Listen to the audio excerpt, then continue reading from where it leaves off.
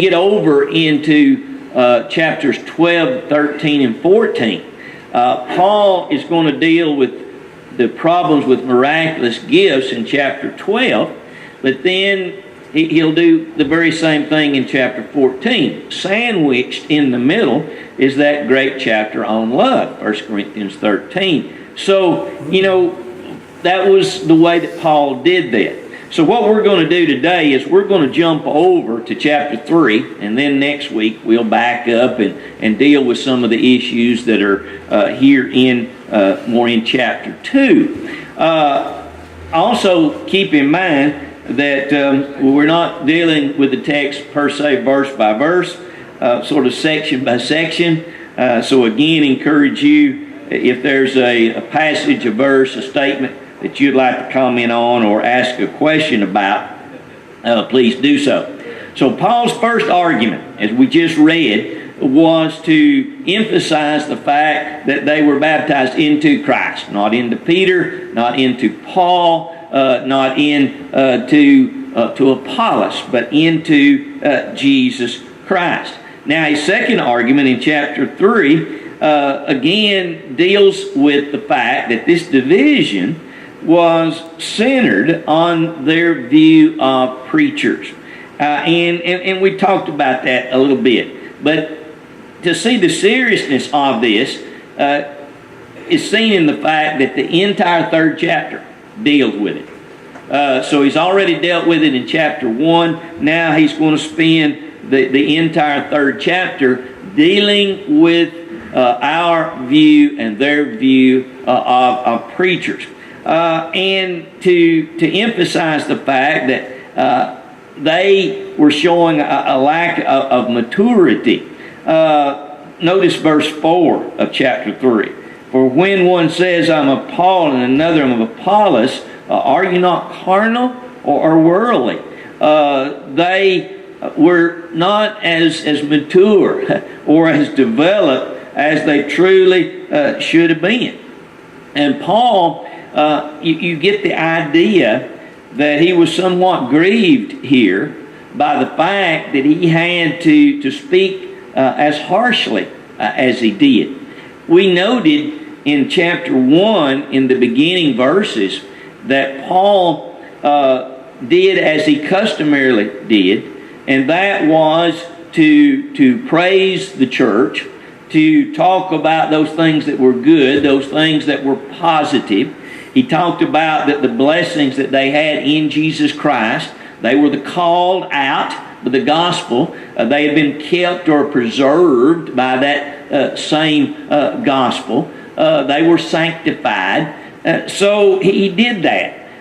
And what that did was to soften up then later when he had to come back and, as we would say, had to get after them. And that's what we find a little bit more here in this particular third chapter. He needed to make a point, and they needed to give their attention to what he was saying about their view towards preachers. And he does that here in this third chapter.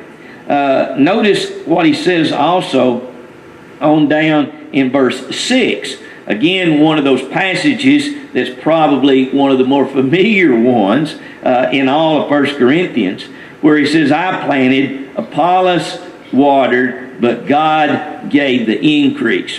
What Paul seemingly was doing was setting forth the idea that he and Apollos were simply servants.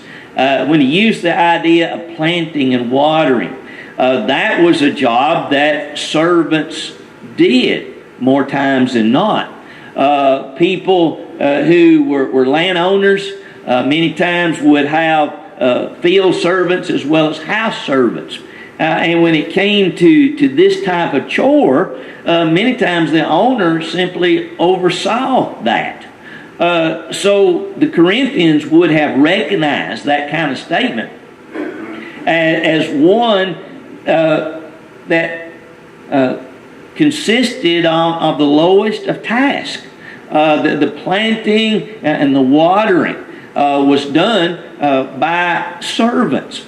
And that's exactly what Paul was trying to get across, was that he and Apollos were simply doing the work for the Master, for Jesus Christ. Now, Apollos had followed Paul to Corinth. Paul established the church, as is seen here by the idea of the planting. He had planted the church in Corinth. In Acts chapter 18, you read of Paul's visit there. And we also learn from Acts 18 that Apollos then went to Corinth.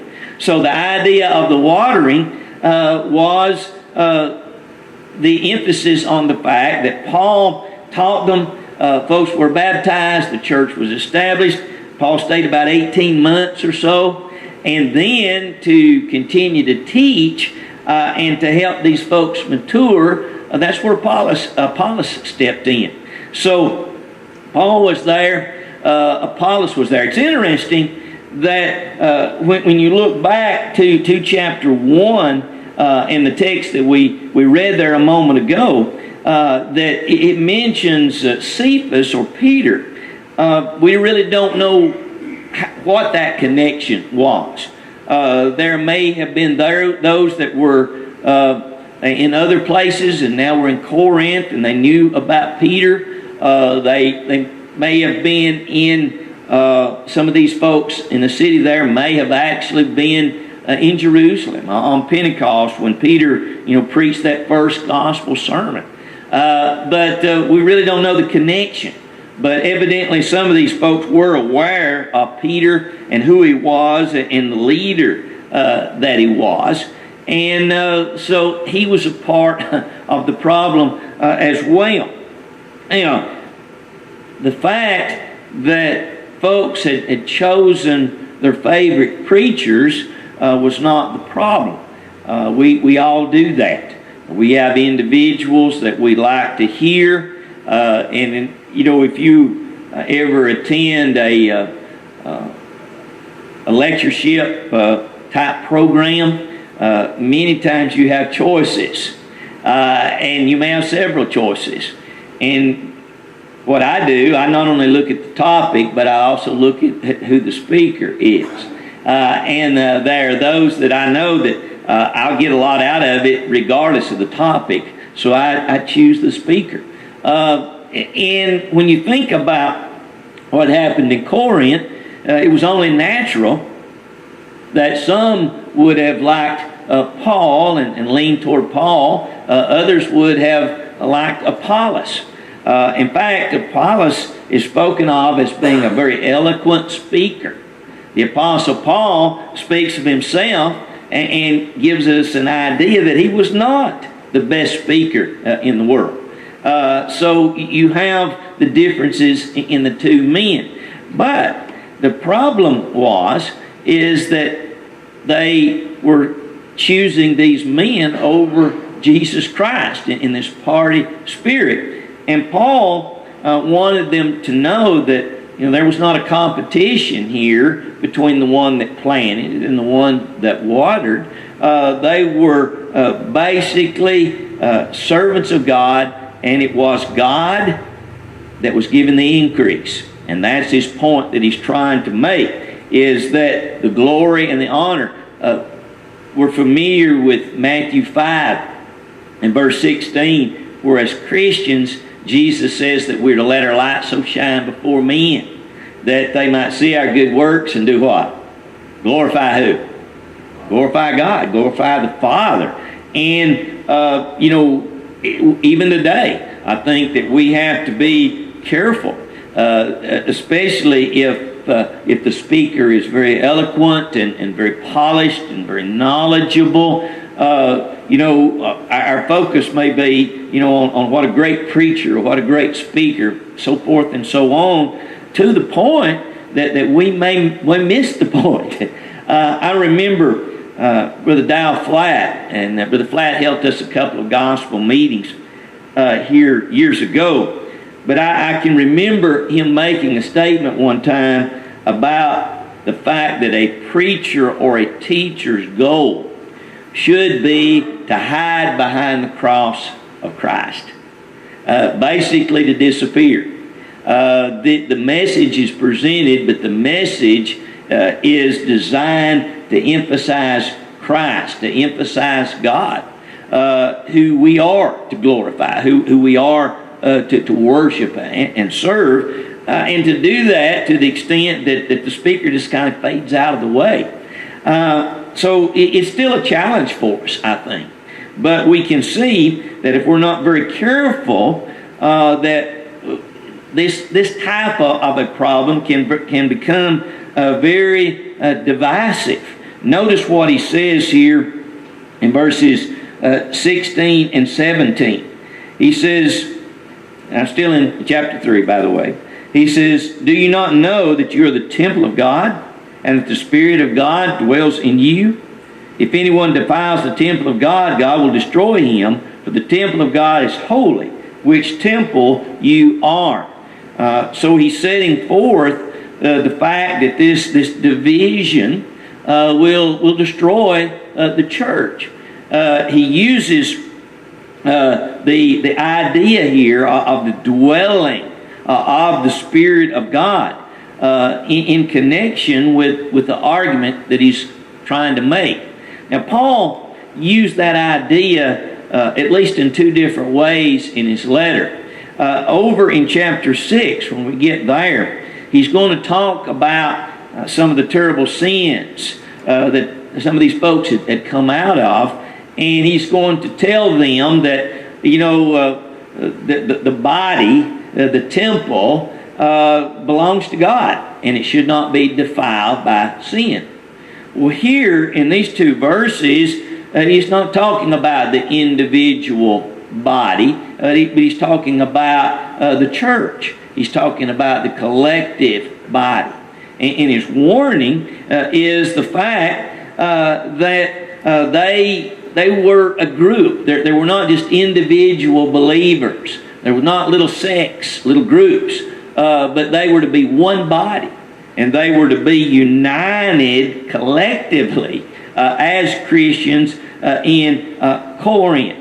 And the fact that the church is God's temple, he wanted them to know that was by virtue of the Spirit's presence.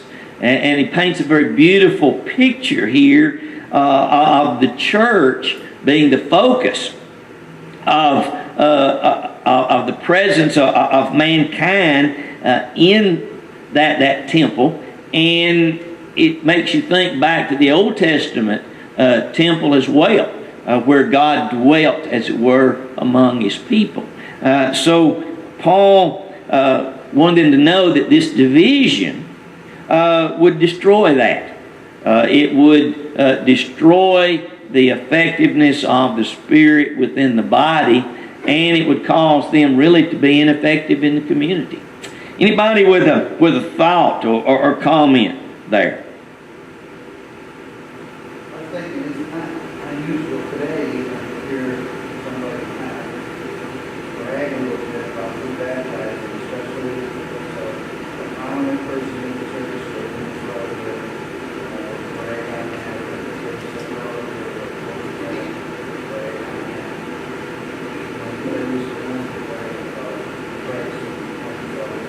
Yeah. I asked the other day, I think, how many of you remembered who baptized you, and pretty much everybody does that.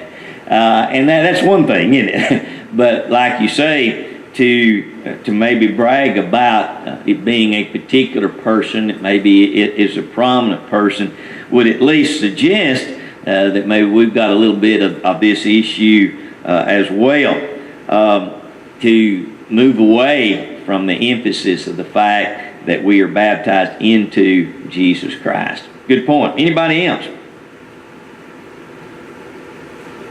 Okay, what he does then is, continue to emphasize this fact that, the temple was not of Paul or Apollos.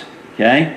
The temple was, as it were, the residence of God, the Spirit of God, Jesus Christ.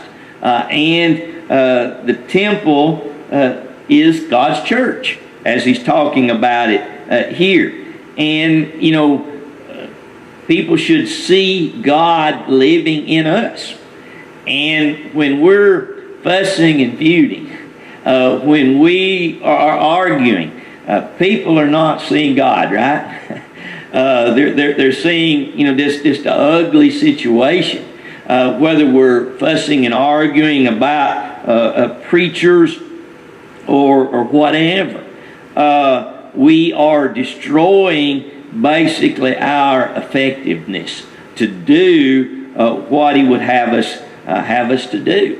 And the different problems that Paul's going to talk about in this letter, you know, there were numerous problems that were destroying the effectiveness in Corinth for this body. What they should have had was a very loving group, a very supportive group, a very united group, giving glory and honor to Jesus Christ. And maybe what they were doing is what Chuck suggests. They were bragging about who baptized them. They were bragging about, you know, who was their favorite speaker or their favorite preacher. And basically taking the emphasis away from Jesus Christ. Taking the emphasis away from what he had done. Look at verse 11 of chapter 3. He says, "For no other foundation can anyone lay than that which is laid, which is Jesus Christ." So his emphasis is on Jesus here, and that was the driving point that he was trying to make throughout this chapter. Look at the final verse, verse 23. He says, "For you are Christ, and Christ is God's." So he wanted them to know that they belonged to Jesus. They did not belong to him. They did not belong to Apollos or anybody else. And in verse 21, and this may be the verse that spurred Chuck's comment, it says, "Therefore let no one boast in men." You know, that's not where we're supposed to be. And yet there may be times when we are guilty of doing that. He's also going to talk about, in verse 19, the difference between the wisdom of God and the wisdom of man.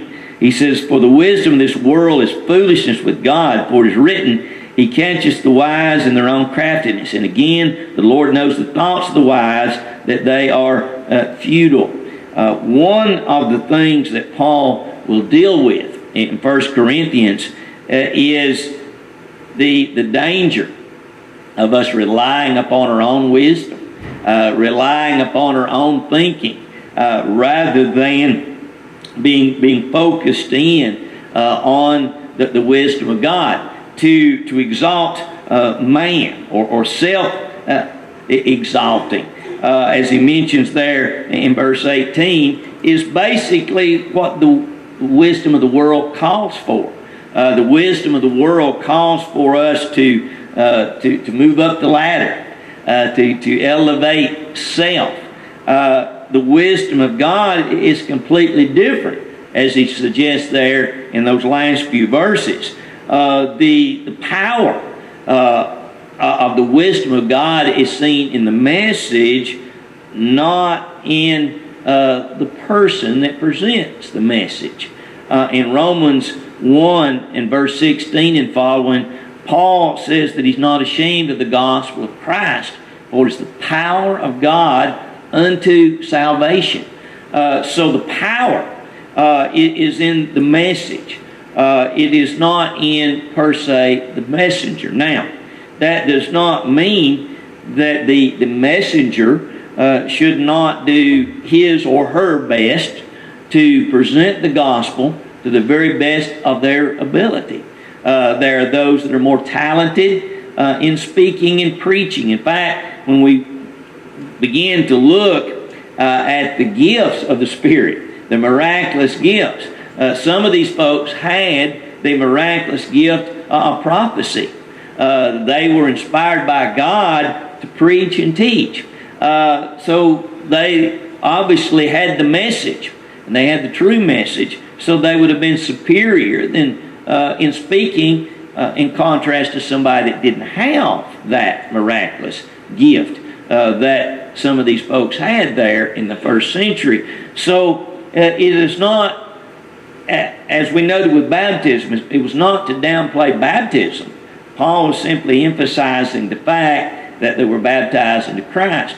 Here, he is not downplaying the use of the wisdom of the world to do our best, to use our education, to use our experience, to use our abilities, and yet to emphasize the fact that in this particular case, God, through His wisdom, purposed and planned then and as well as today that the power is not in the person doing the speaking. The power is in the message. It is in the gospel. And these folks, by dividing over different preachers, were missing the point. Emphasize the message, and the one behind the message is what God wanted or intended them to do. Anybody with a thought there?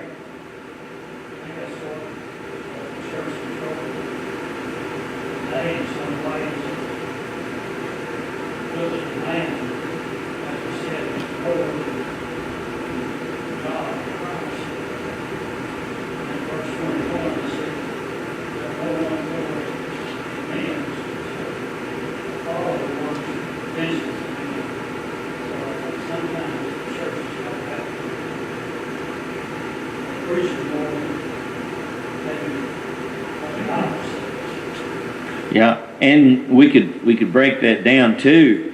Not only preachers, but just prominent members. You know, you take maybe somebody in the congregation that is very successful in business or whatever, and is a leader, and you know, folks start dividing up. You know, with the elders or with the deacons. We could break it all the way down. But the point, you're exactly right, is an overemphasis or a lack of emphasis on the message. Yeah. Chuck's first, and then come back to you, Roger.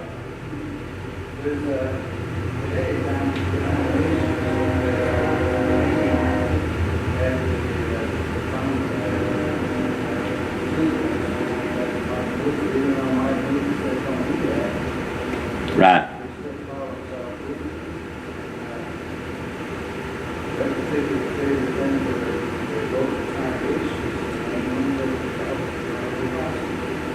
Yeah, and even, you know, it's a St. Paul church or cathedral or whatever.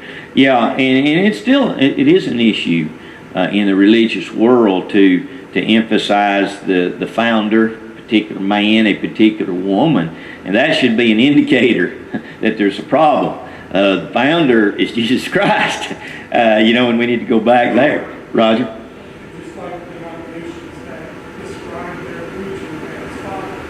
Yeah. The emphasis that's put on showing greater reverence or greater respect for an individual, and we talked about that a little bit last week in reference even to the pastor system. One of the problems that I see with that is the emphasis on one person above the others. And Paul was making it very plain here that even though, we've talked about this a little bit, but if you look back to verse 1, Paul called to be an apostle of Jesus Christ. So he puts an emphasis on the fact that he's an apostle, but notice that it says that he was called. It was something that he didn't decide, hey, I'm going to be an apostle, and this is something that I'm going to do, but that he was called by God to do it. Now, if you move over into the Galatian letter, Paul, an apostle, verse 1, not from men nor through men, but through Jesus Christ, the God the Father who raised him from the dead. So he made it plain that Jesus asked him to be an apostle. Okay? Then, very similar words in the Ephesian letter. In Philippians, Paul and Timothy, bondservants of Jesus Christ. So Paul didn't always introduce himself as an apostle.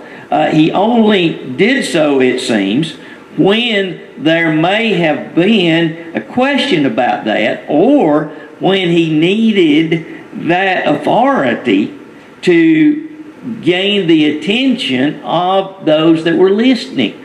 And as he does here in this first chapter, he makes it very plain that even though he's an apostle, he was no more important than Apollos, who was converted much later and was actually preaching and teaching something that was less than the whole truth. And in Acts 18, we learn, and 19, some emphasis there on the fact that Apollos had to be called aside and taught more perfectly. But he puts himself right there with Apollos. So Paul was not one that went around, with a sign that says, "I'm an apostle." This is my point. He was just as likely to introduce himself as a bond slave or a bond servant as for anybody to know that he was an apostle. And so when we start making saints out of people, and we mean something other than a Christian, a servant of God, then we've done the very same thing that the Corinthians were doing. Or in any congregation when we're elevating one person above everybody else. You have elders. Elders are appointed servants. They are appointed servants. Even though there are qualifications and there are certain things that qualify a person to serve as an elder or as a deacon, or even in unappointed situations as Sunday school teachers. But there's nothing in the Bible to indicate that makes any person more special or more important or even more valuable to a congregation than everybody else. Men, women, young, old, we're on the same level. Yes?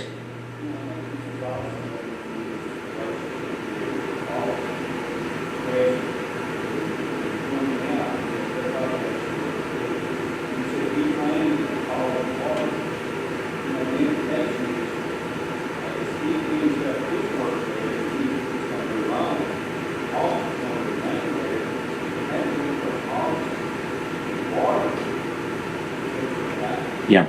In fact, you find that throughout. Timothy, Silas, they many times they were left behind. And there's numerous passages that indicates that they were not with Paul at the time, but they were coming. Sometimes even in the letter, he will say, when you come, do such and such, or bring such and such. So it was very customary for Paul's group. Luke was a part of the group. We know Timothy was. We know that Silas was. We know that Barnabas was, and John Mark to begin with.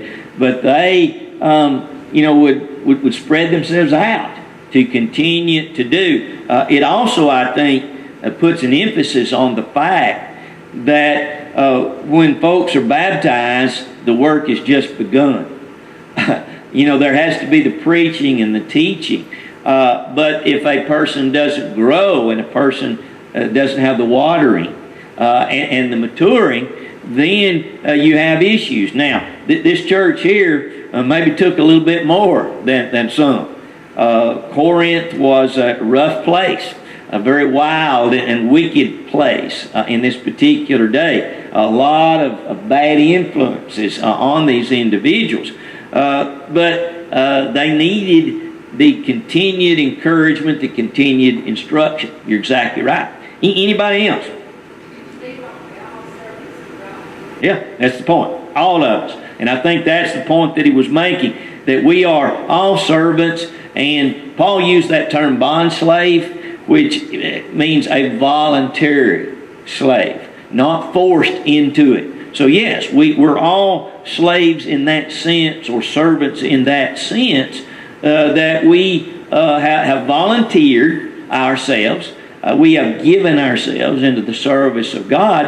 And when we get over in chapter 12, and also in Romans chapter 12, he makes a great emphasis on the fact that we're all individual parts of a body, and the finger is not any more important than the big toe.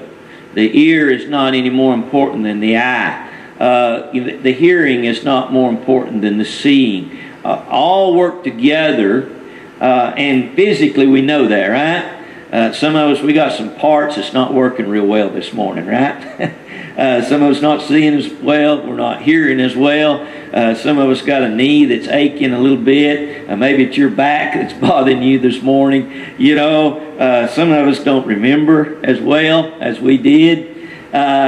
You know, it's the body is handicapped at times. Same thing is true when we as servants are not doing our part. We're like that knee, that ankle that just not holding up as well. That's why it's so important that all of us, regardless of our position, use our abilities and use our opportunities as best we can. We're needed, we're important, and Paul, and again, as I mentioned, he's going to come back to that. You think he was still thinking probably about this point? And when he gets to chapter 12, I think he was. He was simply making another point to get them to realize that there was no big you and little me. That there was no Paul and Apollos and then everybody else down here. That's not the way it works. And obviously it was splintering the church as they were dividing themselves. Anybody else with a thought there?